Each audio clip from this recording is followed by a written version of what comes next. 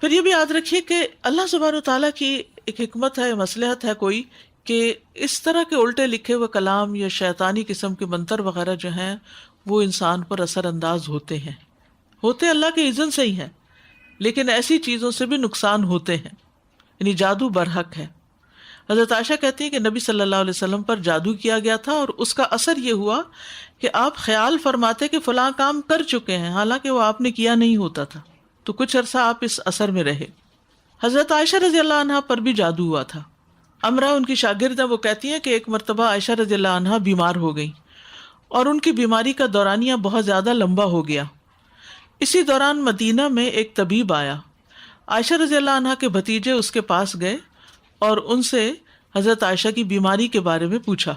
اس نے کہا کہ تم جس عورت کی یہ کیفیت بتا رہے ہو اس عورت پر تو جادو کیا گیا ہے، اور اس پر اس کی باندھی یعنی لونڈی نے جادو کیا، یعنی حضرت عائشہ کی جو سرونٹ تھی اس نے جادو کیا تھا۔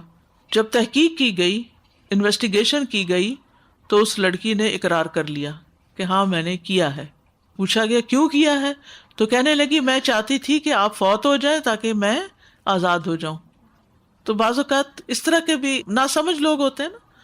تو اور کوئی بات سمجھ نہ آئی، حضرت عائشہ نے تو بے شمار غلام آزاد کیے تھے، اگر وہ ریکویسٹ کرتی تو وہ ان کو بھی آزاد کر دیتی، لیکن بہرحال کیونکہ حضرت عائشہ نے اس سے کہہ رکھا تھا کہ میرے مرنے کے بعد تم آزاد ہو جاؤ گی، تو اس نے کہا کہ میں ان کو مار دوں تاکہ جلدی آزادی ملے۔ تو جب حضرت عائشہ کو یہ پتہ چلا تو انہوں نے پھر اس باندی کو فروخت کر دیا، اسے آزاد نہیں کیا، فروخت کر دیا، اور کہا کہ اس کی قیمت جو ہے اس جیسی باندی پر خرچ کر کے اس کو آزاد کر دو، مگر اس کو نہیں ایک طرح سے سزا دی۔ پھر اسی طرح تابعین میں سے یعنی بعد کی جنریشن میں سے بھی کچھ نیک لوگوں پر جادو ہوا۔ قعقاع بن حکیم کہتے ہیں کہ کعب الاحبار نے کہا اگر میں چند کلمات نہ پڑھا کرتا تو یہودی مجھے گدھا بنا دیتے۔ لوگوں نے پوچھا وہ کلمات کیا ہیں؟ کعب نے کہا اعوذ بوجہ اللہ العظیم الذی لیس شیء اعظم منہ وبکلمات اللہ التامات اللتی لا یجاوزہن بر ولا فاجر وباسماء اللہ الحسنی کلہا ما علمت منہا وما لم اعلم من شر ما خلق وبرأ وزرع۔